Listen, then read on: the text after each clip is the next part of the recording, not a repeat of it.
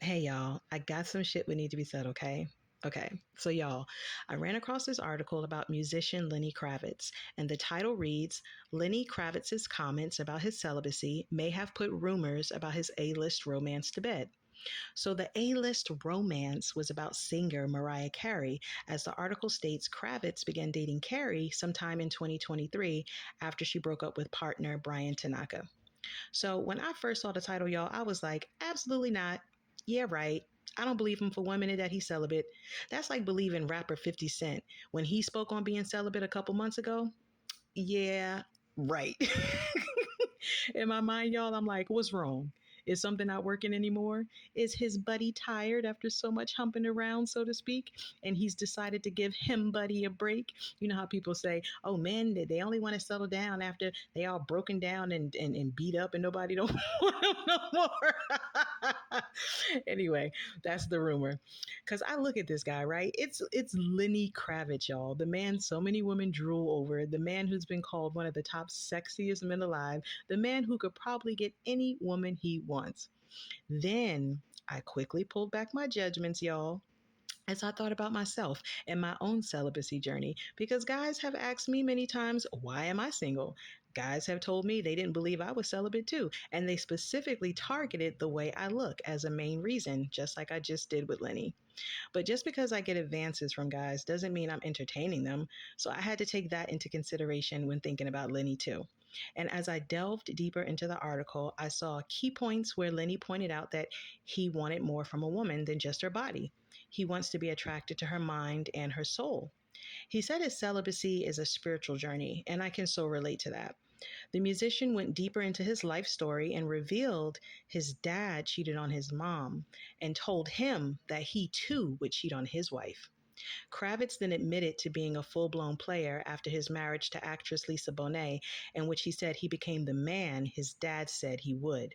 But after a while, he decided he didn't want to be that guy, the guy his dad said he would be, and he made the decision to take responsibility and disciplining himself by not letting his own desires take over. Again, I totally relate to what he's saying because it can be difficult at times to not say, screw it. I'm going to give in to temptation and I'm going to allow my flesh to be weak, right? But personally, I don't think about being with randoms or wasting my time on someone I can clearly see only has one thing on their mind. You know what I mean? Like Lenny said, it's about more than the flesh. It surpasses superficiality and lies in the long term foundation of true partnership, which to me entails unconditional love, a soul connection, and a real friend, right? Because there are a lot of fake friends out there who pretend to have your best interests at heart while derailing you in a wrong direction, strong desire, and of course, chemistry. So the latter you don't find just anywhere, which is why it's always more difficult for true divine connections to come together, because both people have to be on the same frequency, right? Basically on the same page. And there are many people who work tirelessly to keep true partners away from each other. And it's usually due to their own personal benefit as the reason why they do it. But everyone has free will, right? So Lenny Kravitz being single for 9 years is understandable. Clearly, it's been difficult finding what he's looking for or what he feels most connected to, I'll say. Now, the article didn't say Kravitz explicitly said he's been celibate for 9 years, but just that he's on a celibacy journey and that he's promised to remain that way until he remarried. So I commend this man for mastering his physical emotions and understanding from a more mature standpoint that a life partner isn't only about the physical, but about making sure your foundation is created from the good stuff first, right? To ensure its survival. See, now I could have a cup of coffee, a cup of tea, or a glass of wine with him, okay? But side note, y'all, real quick. So while I was at work yesterday, a man walked in and I proceeded to smile while saying hello to him.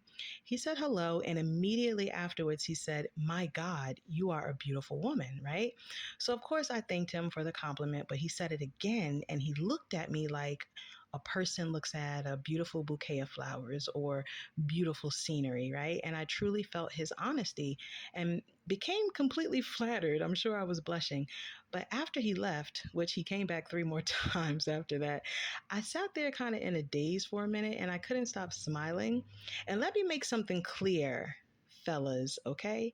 Women can be told they're beautiful, pretty, or gorgeous all the time, but the authenticity behind how it's said will always score you points. So if you don't mean it, don't say it.